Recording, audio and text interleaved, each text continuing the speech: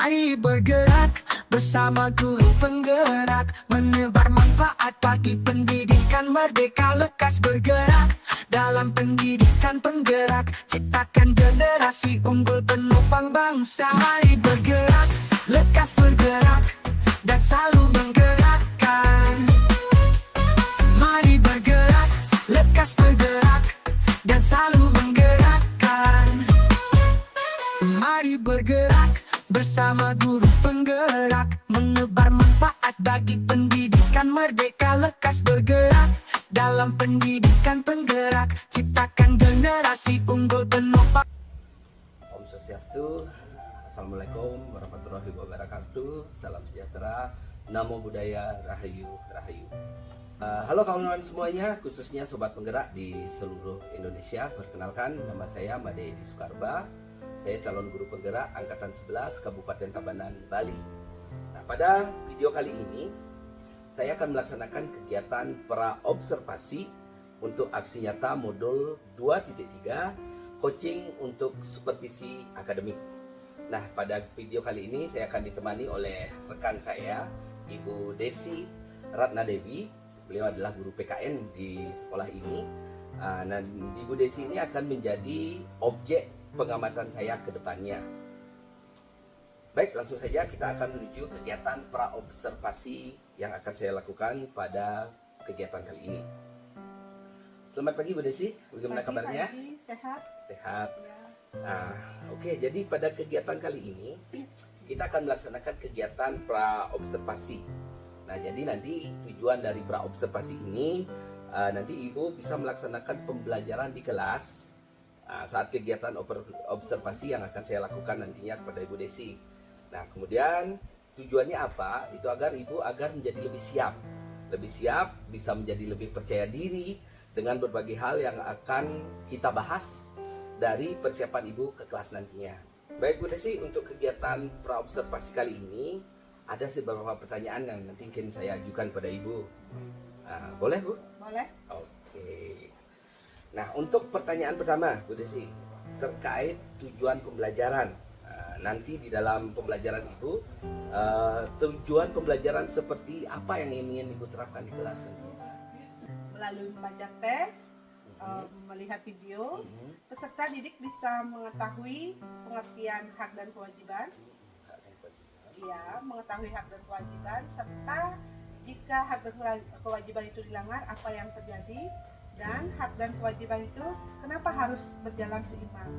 Oke, berarti materi yang Ibu akan berikan adalah hak dan kewajiban dalam kehidupan sehari-hari. Ya, betul. Bagaimana jika itu dilanggar atau bagaimana jika hak kewajiban itu diabaikan, betul Bu? Ya, betul. Nah, kemudian pertanyaan kedua, saya ingin mengetahui nih, untuk area mana sih dari pembelajaran Ibu yang ingin Ibu kembangkan nanti ke depannya? Nanti di dalam pembelajaran Ibu, mana sih yang ingin saya untuk Ibu observasi atau amati lebih dalam? Iya. Di sini yang paling banyak itu ya keterampilan Pak Edi. Karena dalam keterampilan itu anak bisa menerapkan dalam kehidupan sehari-hari untuk seterusnya melanjutkan. Keterampilan ya. Iya. Keterampilan dalam menemukan hak dan kewajiban dalam kehidupan sehari-harinya. Ya, betul. Oke. Nah, berarti nanti akan terjadi praktik langsung ya di dalam kelas. Bagaimana nanti siswa menganalisanya dari bahan pembelajaran yang akan Ibu bagikan pada mereka, seperti itu ya. Nah, kemudian nanti di dalam melaksanakan pembelajaran Bu ya, untuk model pembelajaran yang Ibu gunakan nantinya itu model pembelajaran seperti apa? PBL, Problem based learning ya. Berarti Ibu akan menerapkan pembelajaran berbasis masalah. Ya. Berarti nanti ada sintak-sintak PBL kira-kira di dalamnya Bu ya. Oke, kemudian selanjutnya, untuk pembelajaran nanti, Ibu Desi akan memakai strategi apa di dalam pembelajarannya? Dalam pembelajaran itu strateginya berdiferensiasi, lebih banyak ke konten dan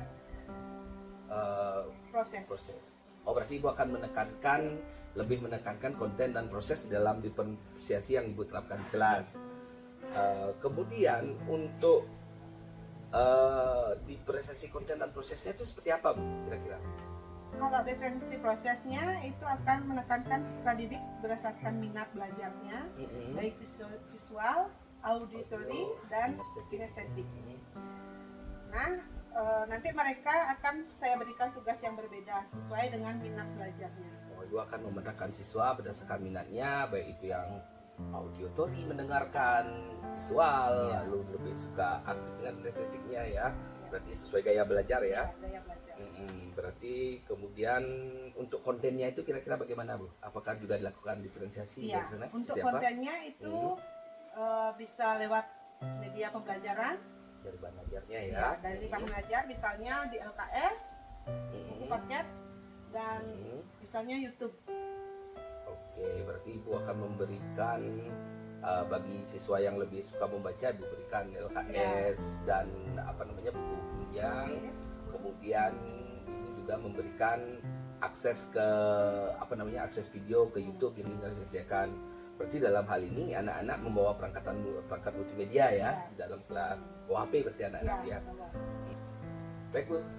Nanti untuk penilaiannya bagaimana sih penilaian yang akan Ibu lakukan di dalam kelas Bu? Untuk penilaiannya itu ada tes tulis dan tentunya sudah disediakan LKPD. Oh, itu sudah punya LKPD Dan untuk selain kerja kelompok ya. Selain itu juga penilaian sikap Pak Ibu. Oh, berarti Ibu lakukan observasi sikap Iya. juga di dalam kelas. Oke.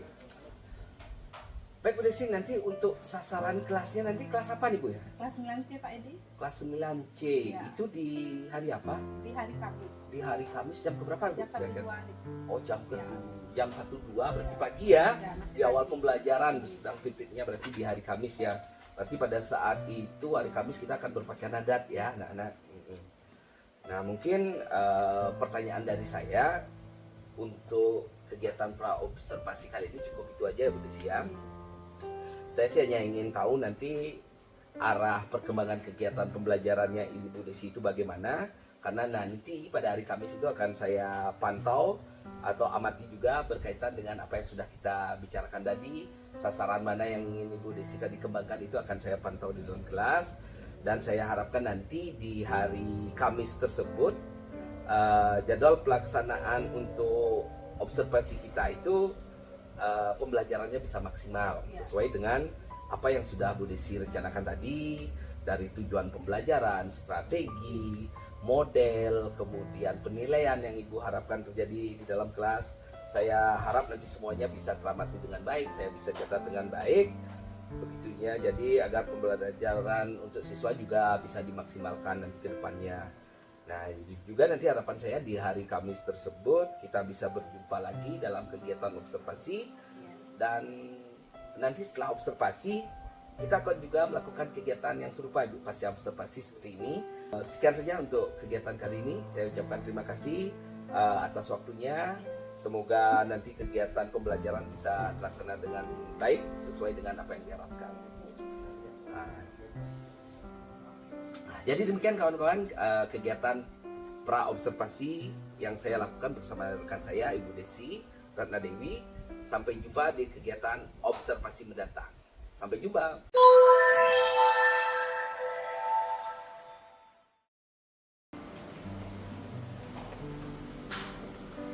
Pada asana pamannya di umat. Om Swastiastu. Berdoa mulai. Om Kawinamastu Namasidam. Om Siddhirastu Tatastu Swaha. Om Yang Widi. Semoga tiada halangan. Semoga tujuan tercapai. Oh Yang Widi, hormat kami. Semoga semua berhasil baik. Berdoa selesai.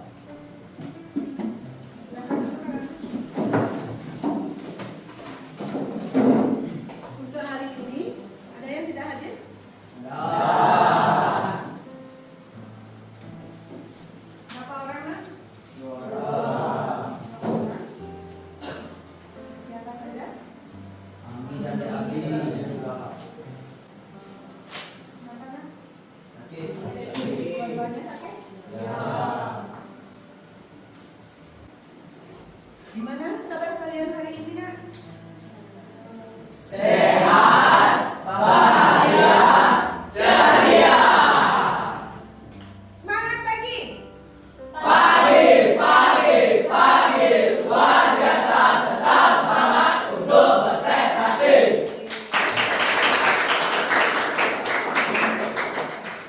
Setiap kegiatan pembelajaran, Ibu selalu mengingatkan masalah kebersihan kelas ya. Nah, selain kebersihan kelas, pada pertemuan minggu lalu, pertemuan yang kemarin kita sudah melaksanakan yang namanya keyakinan kelas. 4 keyakinan kelas yang sudah kita sepakati. Ya, diantaranya apa, Nak? Hormati gurumu. Menghormati guru. Yang kedua, Sopan santun. yang ketiga, Fokus belajar. yang keempat, Angkat tangan pada saat bertanya dan menjawab. kira-kira dalam 4 keyakinan kelas yang sudah disepakati, ada yang perlu disamakan? Gimana? Tidak? Sudah pas ya? Ya.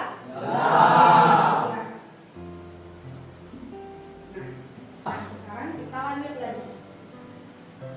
Kira-kira anak masih ingat nggak materi kita minggu lalu? Masih. Masih. Apa materi kita minggu lalu? Penerapan Pancasila dalam kehidupan sehari-hari. Penerapan nilai-nilai Pancasila. Dalam penerapan nilai sila pertama sampai sila kelima, di sana ada nggak mengacu, ada nggak hubungannya dengan hak dan kewajiban? Ada. Nah, sekarang penerapan itu yang mengacu ke hak dan kewajiban. Kewajiban.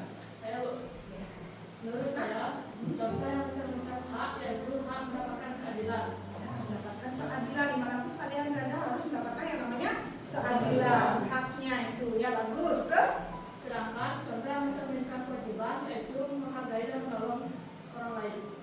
menghargai dan menolong orang lain yang mengacu kewajiban. Nah, itu kira-kira hubungan materi yang kita sudah lalui mengenai penerapan Pancasila dalam kehidupan sehari-hari yang dihubungkan dengan hak dan kewajiban. Sekarang kalian perhatikan, Ibu menunjukkan gambar. Silahkan kalian cari yang mana rasanya menunjukkan hak.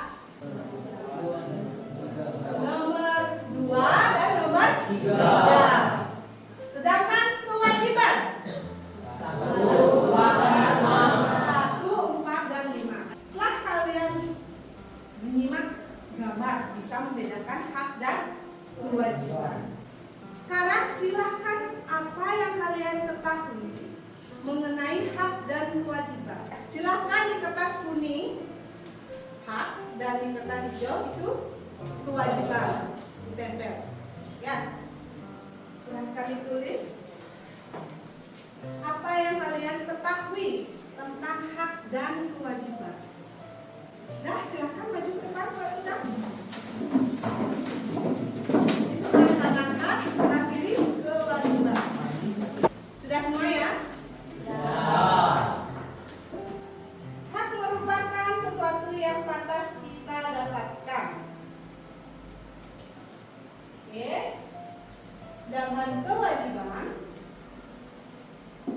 adalah sesuatu yang harus kita kerjakan untuk mendapatkan hak. Rata-rata jawabannya sama ya. Rata-rata jawabannya sama. Berarti kalian setelah melihat yang namanya gambar tadi bisa membedakan yang mana namanya hak dan mana yang namanya kewajiban. Adapun tujuan pembelajaran kita hari ini, yang pertama itu tujuannya kalian bisa mengetahui atau membedakan yang mana hak dan kewajiban di lingkungan rumah, di lingkungan masyarakat, dan di lingkungan sekolah. Tujuan yang kedua, kalian bisa mengetahui kenapa hak dan kewajiban itu harus seimbang. Sedangkan tujuannya yang ketiga, kenapa kewajiban yang kadang-kadang selalu diabaikan. tujuan kita mempelajari yang namanya materi hak dan kewajiban. Oke. Sekarang Ibu mau menampilkan video ya agar pemahaman kalian terhadap materi hak dan kewajiban itu bisa lebih mendalam ya.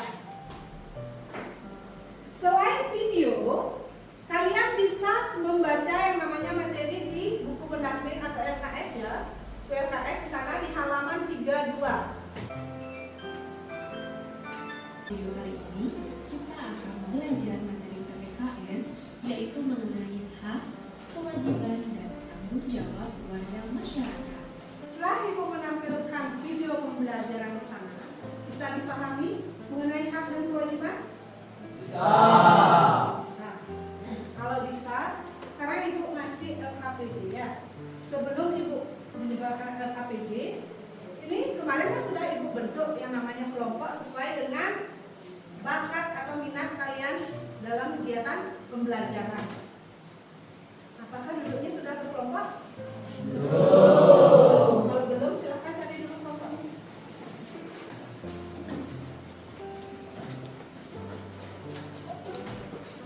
Yang di sebelah sini kelompok berapa? Kelompok 1. Kelompok 1 di belakangnya? 2. Di belakangnya 3, 4 dan 5. Jadi sekarang sudah duduknya berkelompok ya? Di sini Ibu memberikan 5 kasus. Ya, sesuai dengan kelompok kalian. Dalam pembagiannya, Ibu yang memilih atau kalian yang memilih LKPD ini? Ibu aja yang ambil ya. Nah, ada 5 kelompok. Oke, Ibu bagikan langsung ya. Kelompok 1, silahkan kalian kerjakan. Waktunya selama 10 menit. Ya. Setelah 10 menit kalian wajib mempresentasikan ke depan. Bisa dipahami nak? Bisa. Selamat bekerja.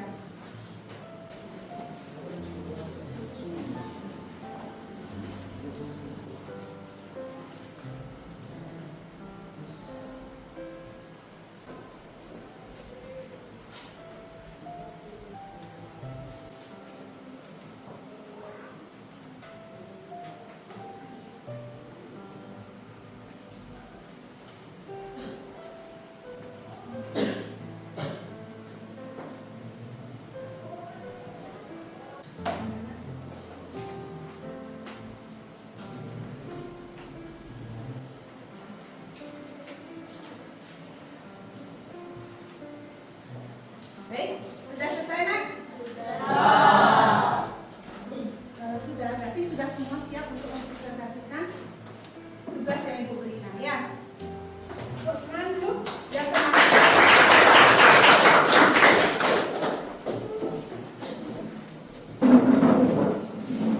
Pagi teman-teman semua. Pagi. Terima kasih pada Ibu Desi Ratna Dewi selaku pembimbing mata pelajaran ini dan teman-teman sekalian yang sudah hadir untuk mendengarkan presentasi kami hari ini. Perkenalkan, saya Rimada Ayu Nasari selaku moderator di presentasi kali ini. Kami dari kelompok 5 akan menyampaikan jawaban pertanyaan yang diberikan oleh Ibu Desi tadi. Dan kali ini saya tidak sendiri, saya ditemani oleh rekan-rekan saya. Yang pertama ada Rimada Widya Cantika Pratibwi, yang kedua ada Rimada Oci Pranata Maharani, yang ketiga ada Nikuti Sinta Pratibwati, dan yang keempat ada Nikoma Ayu Putrisari. Baik, langsung saja, hak dan kewajiban pertama akan disampaikan oleh Widya Cantika Pratibwi. 1. Hak mendapatkan pendidikan. Kewajibannya rajin belajar dan memanfaatkan uang saku yang diberikan oleh orang tua dengan baik. Baik, hak dan kewajiban kedua akan dibacakan oleh Oci Pradita Maharani. Berhak mendapatkan kasih sayang orang tua. Kewajibannya harus menghormati dan nurut dengan orang tua. Baik, hak dan kewajiban ketiga akan dibacakan oleh Sinta Prajawati. Yang ketiga, berhak mendapatkan lingkungan rumah yang bersih. Kewajibannya membantu orang tua bersih-bersih di halaman rumah dan tidak membuang sampah sembarangan. Hak dan kewajiban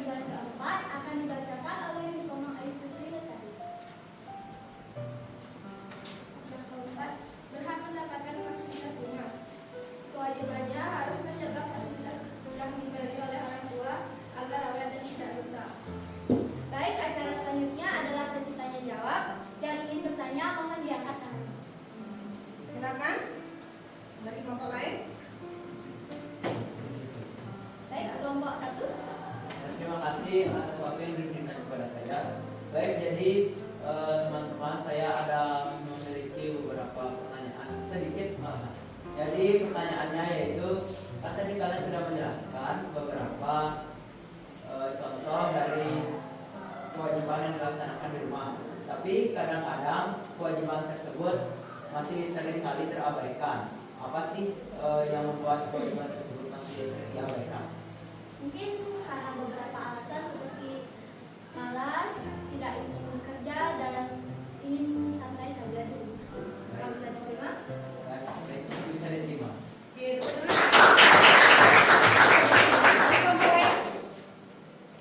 kelompok 3. Saya ingin bertanya, bagaimana jika hak dan kewajiban tidak seimbang? Jika hak dan kewajiban tidak seimbang, mungkin bisa terjadi konflik, permasalahan, dan beberapa hal yang tidak kita inginkan. Apakah bisa diterima? Bisa.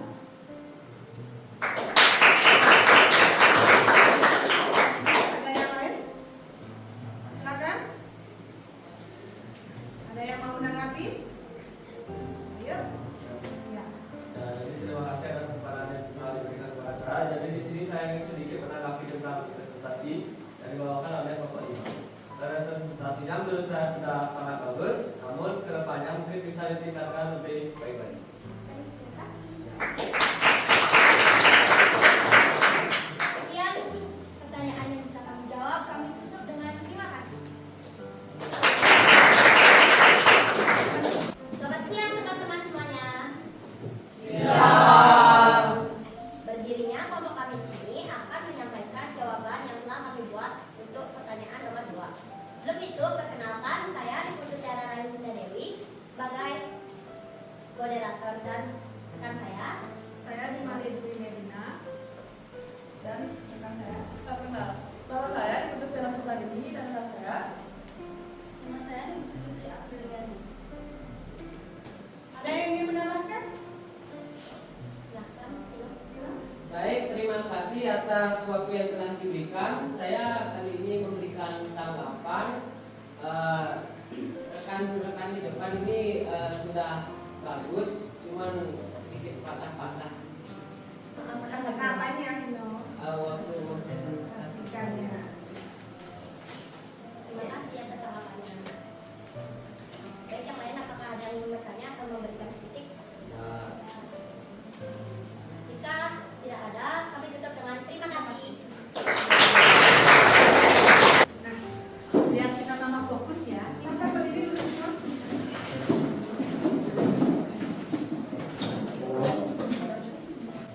Mengingat nyanyian lagu kalian masih TK, masih anak-anak ya.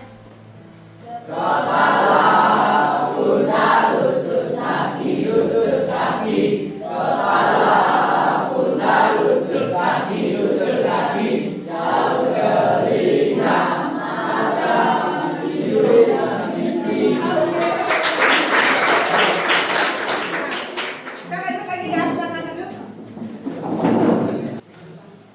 Baik, selamat siang semuanya. Baik, sebelumnya saya ingin mengucapkan terima kasih atas kesempatan yang diberikan kepada kami kelompok 4 untuk menjawab pertanyaan dari LKPD yang diberikan oleh Ibu Desira. Teman-teman semuanya. Selamat siang. Di sini kami dari kelompok 3 akan membahas kasus yang telah diberikan oleh Ibu Desi tadi, yaitu apa yang terjadi jika hak dan kewajiban tidak seimbang. Halo teman-teman semuanya. Baik, jadi pada kesempatan kali ini kami dari kelompok 1 akan mempresentasikan hasil diskusi kami mengenai pendapat mengapa hak dan kewajiban harus dilaksanakan dengan seimbang. Setelah Ibu mengamati hasil presentasi dari kelompok 1 sampai dengan kelompok 5 ya. Biarpun dalam presentasi tadi ada berapa kelompok yang rasanya mungkin grogi ya, mungkin karena jangan tampil ya. Paparnya, yang penting kalian itu sudah melakukan hal yang terbaik ya. Ibu lihat di sini kalian sudah berkolaborasi sesuai dengan bakat dan minat kalian dalam kegiatan pembelajaran. Sehingga apa yang Ibu berikan, kalian bisa menyelesaikannya dengan baik. Ya, tepuk tangan dulu buat kalian. Dan Ibu harapkan lagi di presentasi berikutnya kalian bisa menampilkan hal yang lebih baik lagi dari hari ini. Ya, gimana? Setuju? Setuju. Luar biasa, tepuk tangan. Setelah kalian mempresentasikan, ya, setelah kalian mendapatkan ilmu materi mengenai hak dan kewajiban, masing-masing kelompok Ibu harapkan membuat kesimpulan, ya, kesimpulan dari pembelajaran kita hari ini. Silakan. Baik, jadi saya perwakilan dari kelompok 1 ingin menyimpulkan mengenai pembelajaran kita hari ini tentang hak dan kewajiban. Jadi hak dan kewajiban itu bersifat kodrati, yaitu melekat bersama manusia sejak lahir. Jadi hak dan kewajiban harus dilaksanakan secara bertanggung jawab. Sebaliknya, tanggung jawab juga tercermin dari terlaksananya hak dan kewajiban dengan baik. Dari kelompok 1 luar biasa ya. Selanjutnya dari kelompok yang lainnya. Oke, dia dari kelompok 3. Baik, di sini saya perwakilan dari kelompok 3 akan menyimpulkan pembelajaran hari ini. Menurut saya, hak dan kewajiban itu seperti dua sisi mata uang yang tidak bisa dipisahkan dalam kehidupan bermasyarakat. Seperti halnya, hak adalah sesuatu yang kita terima, sedangkan kewajiban adalah sesuatu yang harus kita lakukan. Keduanya saling melengkapi dan bertujuan untuk menciptakan kehidupan yang harmonis dan adil. Ya, itu dari kelompok 3. Ya, luar biasa. Nah, setelah anak-anak mempelajari materi yang mengenai hak dan kewajiban tadi, anak bisa mengetahui yang namanya atau dapat membedakan yang mana namanya hak dan mana namanya kewajiban. Selain kalian mengetahui yang mana namanya hak dan kewajiban, kalian bisa menerapkan dalam kehidupan sehari-hari. Nah, selain hak dan kewajiban di sana, kalian bisa melakukan agar hak dan kewajiban itu berjalan beriringan, seimbang ya, dan sehingga kewajiban itu tidak ada yang terabaikan. Misalnya di lingkungan sekolah kalian susah untuk menerapkan yang namanya kewajiban. Seperti tadi dikatakan oleh Tiara, belajar seperti mendayung sepeda ya. Satu persatu dulu kalian coba. Sehingga kalian akan terbiasa melakukan hal seperti tadi untuk meningkatkan yang namanya hak dan kewajiban. Yang sering anak langgar yaitu kewajiban. Ya. Kuncinya jangan hanya bisa menuntut yang namanya hak tanpa kalian bisa menjalankan kewajiban. Baik, sebelum Ibu akhiri pelajaran hari ini, untuk pertemuan berikutnya, silakan kalian pelajari masih dalam konteks hak dan kewajiban. Kita lanjut ke materi hak dan kewajiban di ruang lingkup warga negara. Ya. Oke. Sudah ada yang bertanya untuk pelajaran hari ini? Tidak. Sebelum Ibu akhiri, silakan Pak Putra. Silakan berdiri. Ada Asana. Aramasati. Oh, Santi.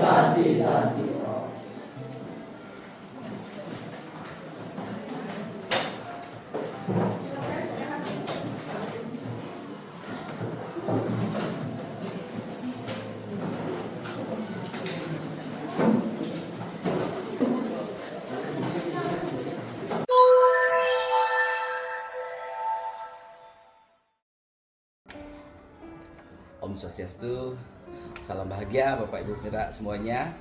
Jumpa lagi kali ini dengan saya Madedi Soekarba, calon guru penggerak angkatan 11 Kabupaten Tabanan dari SMP Negeri 2 Penebel. Nah, pada kegiatan kali ini sedikit berbeda dengan kegiatan sebelumnya. Kali ini saya tidak hanya berdua saja dengan rekan saya Ibu Desi Ratna Dewi. kali ini saya ditemani oleh pengajar praktik saya, Ibu Niputu Sri Indrawati SPD. Terima kasih Bu. Nah juga dari secara maya saya juga dipantau oleh Bapak fasilitator saya, Bapak Imade Suwirte. Salam hebat Bapak. Nah kemudian pada kegiatan kali ini kami akan melakukan kegiatan pasca observasi, di mana pada kegiatan sebelumnya ada pra-observasi dan observasi di kelas yang saya lakukan terhadap rekan saya, Ibu Desi Ratna Dewi. Jadi mari kita langsung saja laksanakan kegiatan pasca observasi pada kali ini. Selamat pagi Bu. Ya, selamat pagi Pak Edi. Ya, bagaimana keadaan Ibu hari ini? Baik Bu? Sehat. Iya. Nah, jadi pada kegiatan pasca observasi kali ini Bu, tujuannya adalah saya ingin mengajak Ibu untuk mengobrol kembali mengenai banyak hal, khususnya dari kegiatan yang sudah Ibu laksanakan kemarin. Pada pertemuan kemarin di kelas, saya melakukan observasi pada Ibu melakukan pembelajaran di kelas 9C Bu ya? Iya, setuju. Nah, jadi sebelum saya sampaikan beberapa catatan yang sudah saya catat, ada beberapa hal yang ingin saya tanyakan kepada Ibu, boleh Bu ya? Boleh. Nah, baik, untuk pertama Bu. Nah, bagaimana sih perasaan Ibu setelah melaksanakan kegiatan pembelajaran kemarin? Setelah kegiatan pembelajaran kemarin, ya Astung Karo sedikit puas Pak Edi, tetapi rasanya belum sempurna. Ya. Oke, baik. Berarti ada beberapa hal yang menurut Ibu belum sempurna ya. Nah, lalu bagaimana nih perasaannya ketika kemarin melaksanakan kegiatan pembelajaran dengan kehadiran supervisor di dalam ruang kelas itu, bagaimana perasaannya? Perasaannya sedikit agak tegang Pak Edi karena didampingi di dalam kelas. Nah, pada saat pembelajaran itu rasanya di awal pembelajaran itu ragu-ragu, di mana pada saat proses pembelajaran itu rasanya belum sesuai dengan modul ajar yang saya buat. Iya. Tapi seiring berjalannya waktu sudah berjalan lancar. Ya, sekarang normal itu Bu ya. Sama juga, kalau saya juga mungkin ada yang mengamati di kelas mungkin sama saja seperti Ibu. Nah, berbicara yang namanya modul, RPP, nah namanya juga perencanaan Bu ya. Menurut saya sih tidak harus sama persis gitu. Yang terpenting kita tidak keluar dari rambu-rambu dan perencanaan yang sudah kita buat. Baik, berikutnya Bu, bisa Ibu ceritakan kembali terkait proses pembelajaran yang kemarin Ibu laksanakan di dalam kelas? Untuk proses pembelajaran kemarin, Astung Karo sudah berjalan lancar dan sesuai dengan perencanaan yang saya buat, di mana pada saat pembelajaran itu proses pembelajarannya berdiferensiasi. Ya. Nah, dalam proses pembelajaran berdiferensiasi, saya sudah menampilkan video, gambar, Kontennya. dan pengelompokan siswa sesuai dengan minatnya, minat belajar atau gaya belajarnya. Nah, di mana pada setiap kelompok itu bisa memilih sesuai dengan minat Bakatnya ya. Dan saya juga memberikan kesempatan setiap kelompok untuk memilih materi yang mereka minati untuk dianalisis. Berarti mereka memilih, Ibu tidak menunjuk langsung. Nggih. Tujuan pembelajaran kemarin sudah juga ya? Nggih, tujuannya Ya, di awal sudah. pembelajaran itu sudah. Oke, bagus Ibu ya. Nah, kemudian untuk proses pembelajarannya Bu, kemarin Ibu di praobservasi model pembelajarannya kan PBL ya. Nah, itu juga sudah terlaksana ya Bu? Sudah. Sudah Terlaksana. Jadi sudah menggunakan sintak-sintaknya, sudah terlampaui dengan peserta didik, juga sudah mengikuti pembelajaran tersebut dengan fokus dan bahagia. Ini kalau terlihat fokus dan bahagia bagus Bu ya. Nah, kemudian catatan saya berikutnya, sesuai yang disampaikan Ibu di praobservasi kemarin juga sudah tampak ya, khususnya dari sintak PBL-nya kemarin sudah dilaksanakan, anak sudah Ibu ajak untuk berdiskusi bersama, kemudian ada presentasi, lalu Ibu berikan evaluasi. Nah, itu sudah ada di catatan saya. Nah, untuk pertanyaan selanjutnya nih Bu, jadi ini terkait hambatan ya. Nah, dari proses pembelajaran yang Ibu laksanakan kemarin, apakah ada hambatan yang terjadi, Bu? Untuk hambatannya pada saat proses pembelajaran kemarin itu pada pendahuluan saya hanya melakukan diagnosis kognitif dan di mana non kognitifnya sehingga kurang paham keadaan emosi siswa untuk memberikan ice Oh, Ibu breaking yang tidak tepat. memberikan Iya. ininya ya, non kognitifnya. Oke. Kemudian ada lagi, Bu? Kemudian dari video juga saya menggunakan video orang lain Pak Edi. Seharusnya kan video yang saya buat ditampilkan sehingga siswa lebih bisa memahami. Oke, ada lagi. Dan untuk presentasi itu rasanya pengaturan waktunya kurang tepat Pak Edi. Oh, masih ada waktu yang Iya. tidak sesuai seperti itu menurut Ibu ya. Iya.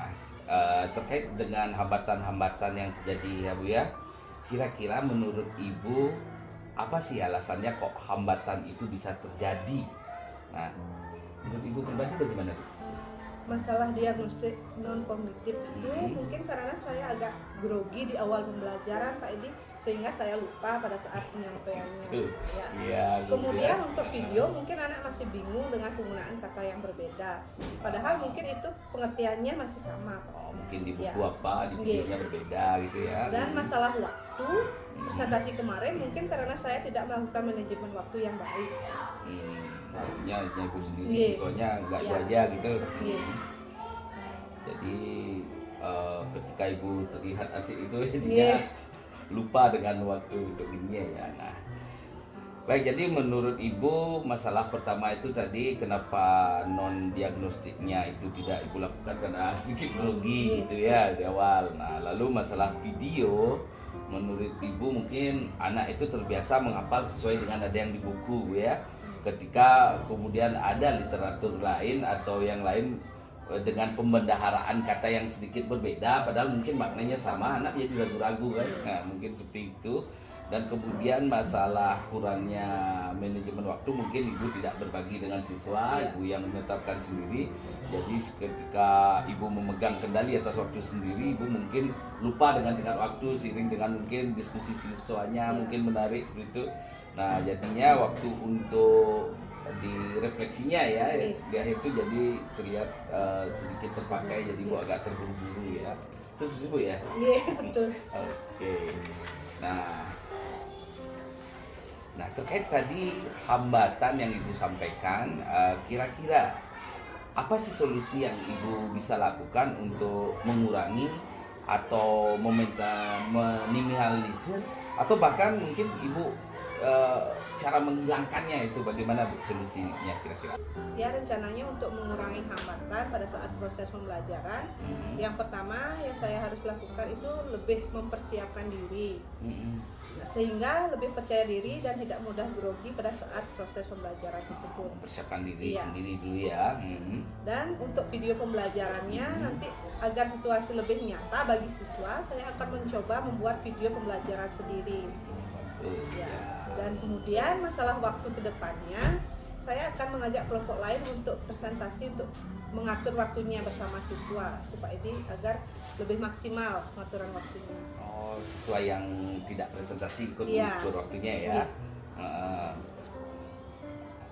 Kemudian masalah waktu ke depannya nanti saya akan mengajak kelompok lain yang tidak ikut presentasi itu untuk mengukur waktu presentasi dari kelompok penyaji. Oh, ya. Nah, di mana mungkin saya akan menyediakan yang namanya timer waktu di layar monitor, timer di ya, layar. sehingga kita bisa bersama-sama mengukur mengukur waktu Waktunya ya. dan ketepatan dalam penggunaan waktu presentasi. Dari presentasi dari tiap kelompok ya. Iya.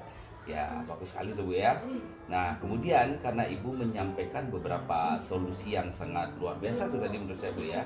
Kira-kira kapan nih Ibu bisa mulai actionnya ini untuk memperbaiki hambatan-hambatan yang sudah terjadi untuk praktek Ibu selanjutnya? Rencananya saya akan menerapkan pembelajaran tersebut pada pertemuan yang berikutnya sesuai dengan hasil evaluasi pada pertemuan kemarin. Oke, sangat luar biasa Bu ya. Dari apa yang Ibu laksanakan pada kegiatan observasi kemarin ya, ketika saya amati jadi memang secara catatan berdasarkan hasil perbincangan kita di pra-observasi semuanya sudah ada, tampak semuanya mulai dari penyampaian tujuan, kemudian strateginya, diferensiasinya dari segi konten. Ibu sudah memberikan video dan teks. Kemudian dari segi prosesnya juga Ibu sudah melakukannya dari model pembelajaran PBL-nya, sintaknya juga sudah saya catat dan semuanya ada. Cuma memang ada beberapa hambatan yang tadi Ibu sampaikan itu ya memang terlihat bagi saya. Masalah grogi itu memang sedikit terlihat, itu manusiawi sih menurut saya. Namun seiring perjalanan diri saya yakin Ibu pasti bisa jauh lebih percaya diri. Nah, masalah video, kalau Ibu memang punya niat untuk membuat video pembelajaran sendiri, saya sangat mendukung sekali ini Bu, langkahnya yang Ibu ambil itu. Jadi menurut saya itu tidak semua orang bisa berbicara dengan baik di depan kamera. Jadi luar biasa itu rencana Ibu. Kemudian masalah waktu, nah berbagi tanggung jawab bersama siswa dan apalagi bisa menampilkan timer itu bagus sekali menurut saya. Nah, jadi hambatan yang disampaikan sudah sangat luar biasa penyampaiannya. Detail sesuai dengan apa yang saya catat sih. Kemudian solusi yang Ibu berikan juga menurut saya sudah bagus dan luar biasa itu. Nah, kemudian untuk rencana perbaikannya itu Ibu bisa eksekusi segera di pertemuan berikutnya. Itu bagus sekali dan saya harapkan juga solusi yang sudah Ibu sampaikan tadi termasuk rencana untuk perbaikan itu bisa terlaksana dengan baik sehingga membantu kegiatan pembelajaran Ibu bisa lebih positif, apalagi pembelajaran Ibu bisa lebih mendukung potensi siswa, berpihak pada siswa dan memaksimalkan potensi setiap siswa, Bu ya. Baik Bu, cukup itu pertanyaan yang ingin saya tanyakan hari ini Bu ya. Saya mengucapkan terima kasih banyak karena Ibu sudah bersedia untuk saya observasi. Terima kasih mulai dari kegiatan observasi, lalu sekarang di pasca observasi ini. Terima kasih sudah membersamai saya untuk melaksanakan kegiatan supervisi ini ya Bu ya. Baik rekan-rekan, demikian kegiatan pasca observasi untuk mengakhiri kegiatan aksi nyata saya dalam coaching untuk supervisi akademik. Dan saya juga berterima kasih kepada rekan saya Ibu Desi Ratna Dewi yang sudah membersamai saya dalam kegiatan aksi nyata saya ini. Ibu Desi, sebelum saya tutup mungkin barangkali ada yang ingin disampaikan. Sedikit Pak Edi, saya juga mengucapkan banyak terima kasih atas kegiatan yang Pak Edi lakukan, supervisi kepada saya pada saat proses pembelajaran kemarin, di mana saya bisa mengevaluasi diri sehingga saya bisa memperbaiki pembelajaran lebih baik lagi. Oke, baik Bu, saya juga mengucapkan terima kasih kembali ya karena sudah membantu proses kegiatan aksi nyata saya ini. Saya juga berharap semoga proses coaching ini bisa membantu Ibu untuk meningkatkan kompetensi khususnya dalam hal pembelajaran yang berpihak pada murid dan juga untuk memaksimalkan potensi setiap muridnya ya. Baik, terima kasih. Demikian kegiatan aksi nyata saya dalam modul 2.3 ini, coaching untuk supervisi akademik. Dan semoga video ini dapat menginspirasi teman-teman semuanya. Sekian dari saya, terima kasih dan sampai jumpa kembali. Om Santi Santi Santi. Mari bergerak bersama guru penggerak, menebar manfaat bagi pendidikan merdeka.